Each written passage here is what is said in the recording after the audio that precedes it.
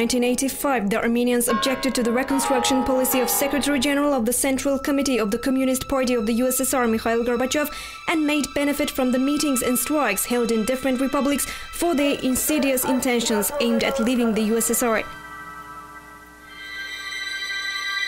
Armenia and the leaders of Dashnak Party living in foreign countries used as pretext the chaos in the country and violation of rights of the Armenians living in Azerbaijan and created the problem of Nagorno-Karabakh. So undeclared Armenian-Azerbaijan war started. What the Armenians wanted in reality. You consider those who call themselves intellectuals think of us? No, they only think about the lands. They need Nagorno-Karabakh for this purpose. This is one of the sections in KGB and Vlast book of first deputy chairman of the USSR State Security Committee Philip Popkov dealing with the Sumgait events. Yes, the Armenians pretended to the territories. This became a great wish and national illness of the Armenian intellectuals, state officials, violent chauvinists, so-called Democrats, and even of ordinary workers. The matter was to widen the Armenian territories. This is how the appeals of the Dashnak party impressed the people.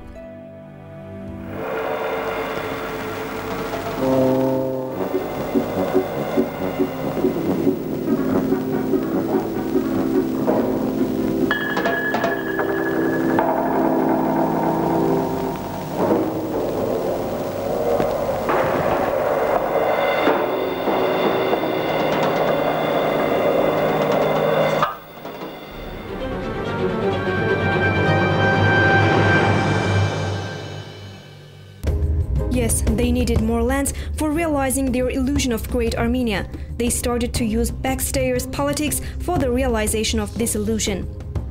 20 years ago in February 1988, the Armenian chauvinists committed bloody action with the support of the Dashnak party, as a result of which 32 were slain.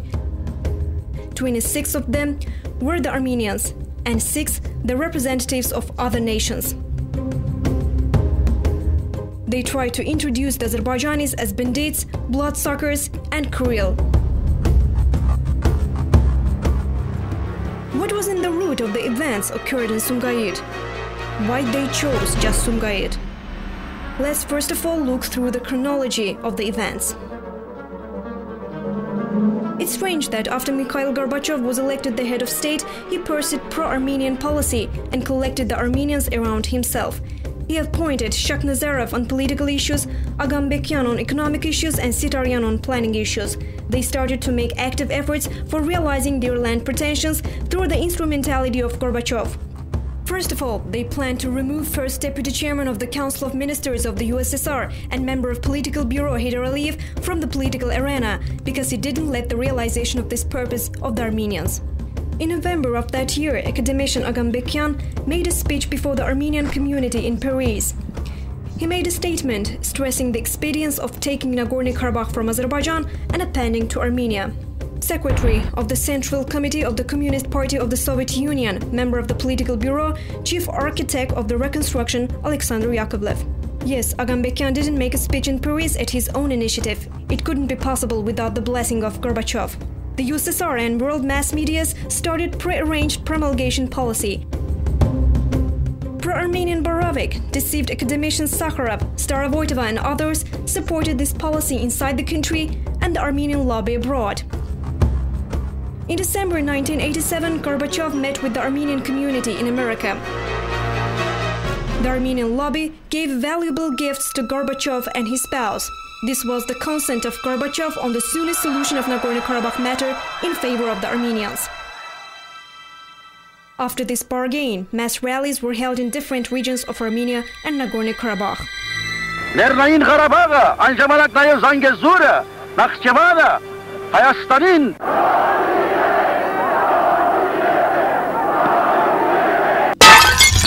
5,000 persons assembled before the district party committee in Stepanakert on February 13th.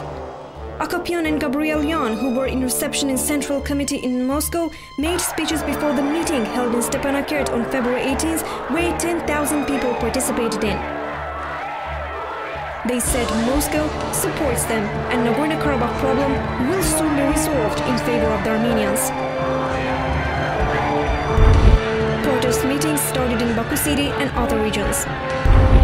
Current society was established in Nagorno-Karabakh under the leadership of chauvinist Menucharov. With the demand of this society, the sessions of the Soviets of People's Deputies were called in Nagorno-Karabakh province as well as in all its regions. Only one matter was topical: to take Nagorno-Karabakh from Azerbaijan and append to Armenia. Moscow didn't react to this anti-constitutional decision.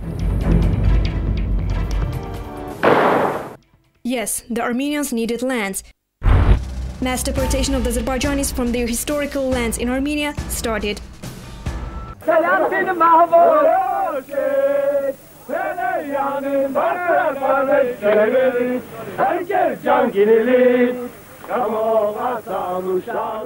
The Armenians killed 2 Azerbaijani youth in Askeran on February 22nd.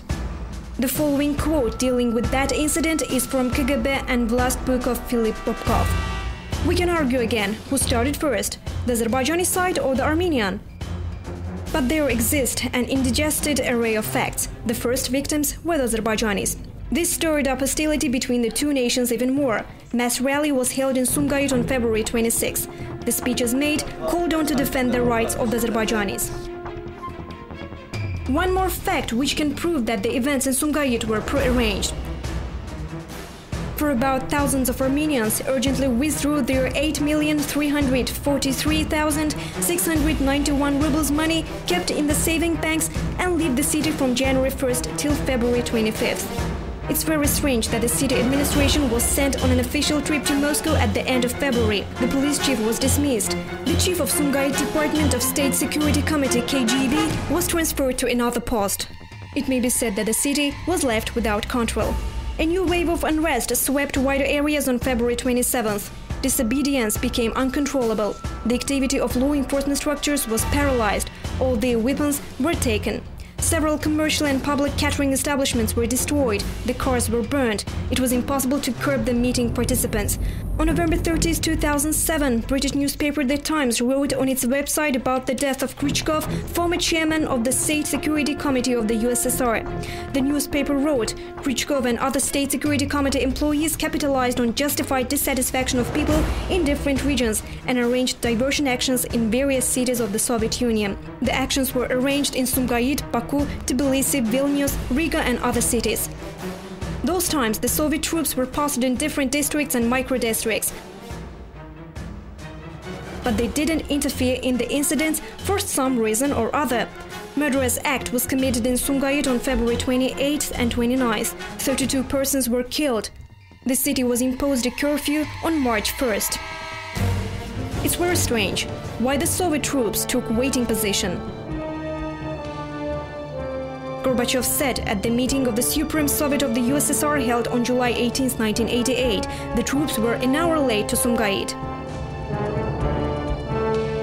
This opinion was a blatant lie. Defense Minister of the USSR Yazov also proved this in his interview.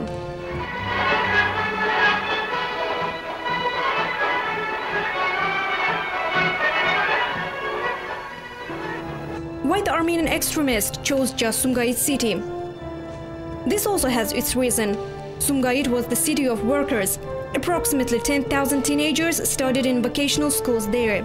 These youth came from different regions of Azerbaijan were out of their parents' control. Industrial complex was developed in Sumgayit during the Soviet period, but the construction of apartments lagged behind. 17,000 of people were in the queue for an apartment. 20,000 people out of the population of Sumgayit lived in incomplete constructions. The territory became rough part of town. Over 10,000 of prisoners were